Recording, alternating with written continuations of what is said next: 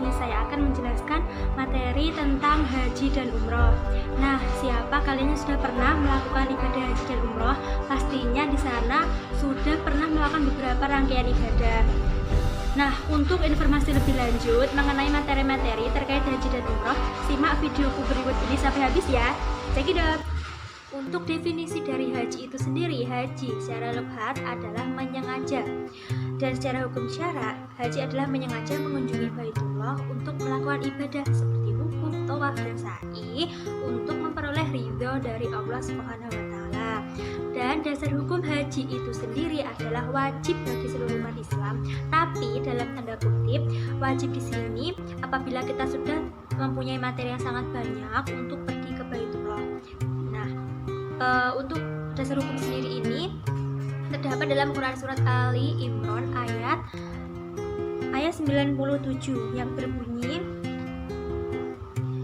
A'udzubillahi minasyaitonirrajim. Bismillahirrahmanirrahim. Walillahi 'alan nasi hajjul baiti man istata'a ilaihi sabila wa man kafara fa innallaha 'ghaniyyun 'anil 'alamin. Yang artinya mengerjakan haji adalah kewajiban manusia terhadap Allah, yaitu bagi yang sanggup mengadakan perjalanan ke Baitullah. Barang siapa mengingkari kewajiban haji, maka sesungguhnya Allah Maha Kaya. Quran surat Ali Imran ayat 97. Nah, untuk definisi umroh artinya berziarah ke tanah suci untuk melakukan ibadah-ibadah di sana guna memperoleh ridho dari Allah Subhanahu wa taala. Menurut pendapat berbagai ulama, umroh ini juga wajib hukumnya apabila sudah terpenuhi materi, paling tidak sekali dalam seumur hidup. Untuk dasar hukum umroh terdapat dalam Quran surat Al-Baqarah ayat 196 yang berbunyi Bismillahirrahmanirrahim wa atimmul hajja wal umrata lillah, yang artinya sempurnakanlah haji dan umroh karena Allah Subhanahu wa taala. Materi yang selanjutnya adalah tentang syarat dan rukun haji. Syarat yang pertama adalah umat Islam. Nah, karena haji di sini adalah rukun Islam yang kelima, maka syaratnya adalah harus orang Islam. Yang kedua, berakal sehat. Nah, untuk orang yang tidak sehat gimana? Sehat di sini adalah akal yang sehat, jadi orang ini tidak gila dan sedang tidak mengalami gangguan kejiwaan seperti itu. Selanjutnya adalah orang yang dewasa dan balik. Gimana kalau orang yang belum balik melakukan ibadah haji dan umroh, Kak? Nah, ya ini tidak apa-apa, nanti pahalanya masuk ke orang tuanya. Selanjutnya, yang keempat adalah merdeka. Merdeka di sini artinya tidak sedang diperbudak.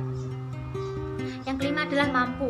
Mampu di sini mampu secara materi, fisik, dan mental.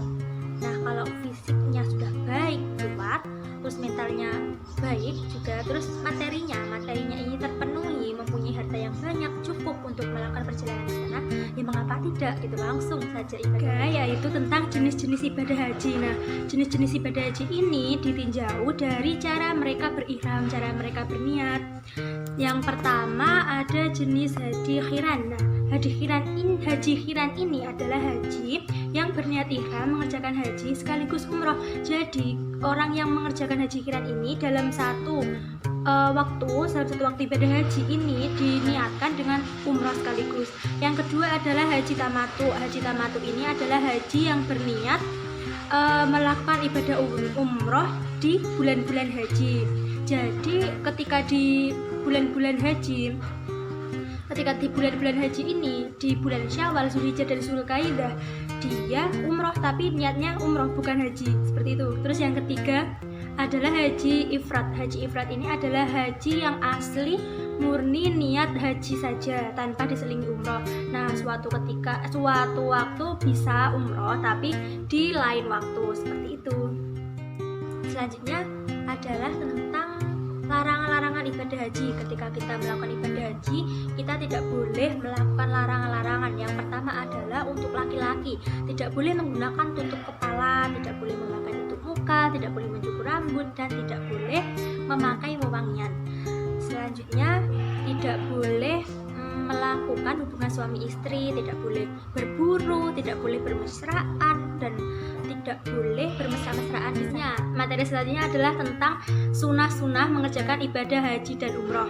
Yang pertama, melakukan mandi terlebih dahulu sebelum ihram. Yang kedua, mandi sebelum wukuf di padang Arafah. Dan yang ketiga, memakai wewangian sebelum berihram. Nah, tadi kan kalau di larangan ibadah haji, kita dilarang memakai wewangian ketika kita melakukan ibadah. Yang ini kan sebelum melakukan ibadah kita disunahkan memakai wewangian terlebih dahulu. Selanjutnya yang keempat adalah disunahkan memperbanyak membaca ayat talbiyah. Labbaik Allahumma labbaik, labbaik la syarika lak labbaik, innal hamda wan ni'mata lak wal mulka la syarika lak. Yang selanjutnya memperbanyak tawaf qudum, berziarah ke makam Nabi dan para sahabat, dan meminum air Zam-Zam. Materi yang selanjutnya adalah tentang istilah-istilah larangan, istilah-istilah dalam ibadah haji dan umroh. Istilah yang pertama adalah ihram. Ihram tadi kan, ihram ini adalah niat. Yang kedua wukuf. Wukuf ini adalah beribadah di padang Arafah, mulai tergelincir matahari sampai terbenamnya matahari. Yang selanjutnya ada tawaf, yaitu ibadah mengelilingi Ka'bah sebanyak 7 kali. Sa'i, berjalan-jalan kecil dari Bukit Sofa ke Bukit Marwah. Selanjutnya jamarat. Jamarat ini adalah ibadah ketika kita melempar jumrah sebanyak 7 kali. Tahallul sama dam. Dam ini adalah denda yang dilakukan. Sebelumnya tahallul ini adalah diperbolehkannya larangan seperti itu. Selanjutnya adalah dam. Dam ini ibadah, maksud saya jenis istilah yang dilakukan saat kita melakukan larangan ini, denda yang harus dibayarkan, seperti itu ya. Tentang hikmah dan ibadah haji ini yang terakhir, yaitu ibadah haji ini banyak hikmahnya. Selain kita bisa melakukan genaplah rukun Islam kita, yang kelima kita bisa berkumpul dengan saudara kita sedunia. Bayangkan umat Islam kita seluruh dunia bersatu dalam suatu wilayah yang dinamakan Baitullah ini. Nah, selain itu kita juga bisa memperkuat rasa persatuan, terus kita bisa meningkatkan keimanan, dan diharapkan setelah kita pulang dari tanah suci melakukan ibadah, kita bisa menjadi pribadi yang lebih baik lagi, yang suci, seperti bayi yang baru dilahirkan, seperti itu. Untuk yang selanjutnya di sini saya akan membacakan pertanyaan dari hasil diskusi teman-teman yang setelah didiskusikan kemarin. Yaitu pertanyaan yang pertama datang dari Arzario Putra Widiono yang bertanya tentang apakah hukum umroh itu wajib? Nah, di sini dijawab oleh Fabi Anissa Fariha. Hukum melaksanakan ibadah umroh adalah sunnah bagi setiap muslim yang mampu menjalankannya. Terus ada tambahan dari Wanda Aulia yang berbunyi, di sini berbunyi, ulama berpendapat bahwa umroh itu hukumnya sunnah muakkad. Terus ditambahi sama Pak Dwi Haryono yang mengatakan bahwa haji dan umroh adalah satu rangkaian ibadah yang wajib dilaksanakan seorang muslim minimal sekali dalam seumur hidup. Haji ditentukan waktu pelaksanaannya, sedangkan umroh bebas dilakukan kapan saja, terutama pada bulan-bulan yang dimuliakan. Jika seseorang melaksanakan haji, otomatis bisa sekaligus melaksanakan umroh. Sebaliknya, jika seseorang melaksanakan umroh selain musim haji, maka ibadah hajinya tidak terhitung telah dilaksanakan. Selanjutnya adalah pertanyaan dari Cynthia Dewi Munzilatur Rahmah. Bagaimana status ibadah haji wanita yang tiba-tiba haid ketika tawaf? Nah, dijawab oleh Fabi Anissa Fariha. Ihram baik saat umrah maupun haji bagi wanita haid hukumnya sah dan diperbolehkan. Ada tambahan dari Lilis yang di sini menyebutkan dari Nabi Muhammad SAW bersabda, lakukanlah segala sesuatu yang dilakukan orang yang berhaji selain dari melakukan tawaf di Ka'bah hingga engkau suci. Hadis riwayat Bukhari nomor 305. Ditanggapi oleh Pak Dwi, syarat sah tawaf adalah suci dari hadas, maka orang haid dilarang tawaf.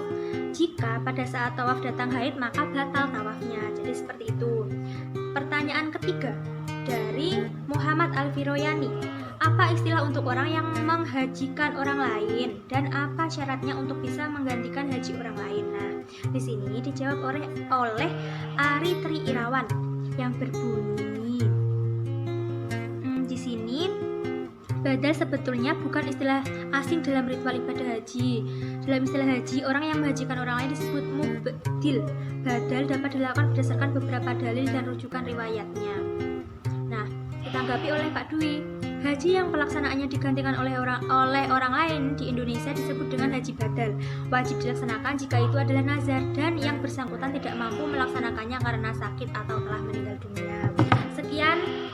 Sekian presentasi dari saya, teman-teman. Apabila ada kurang lebihnya mohon maaf. Semoga bermanfaat bagi kita semua dan tahun mendatang, tahun 20 tahun ke depan kita bisa melakukan ibadah haji di tanah suci. Amin, Allahumma amin. Al-Fatihah. Wassalamualaikum warahmatullahi wabarakatuh.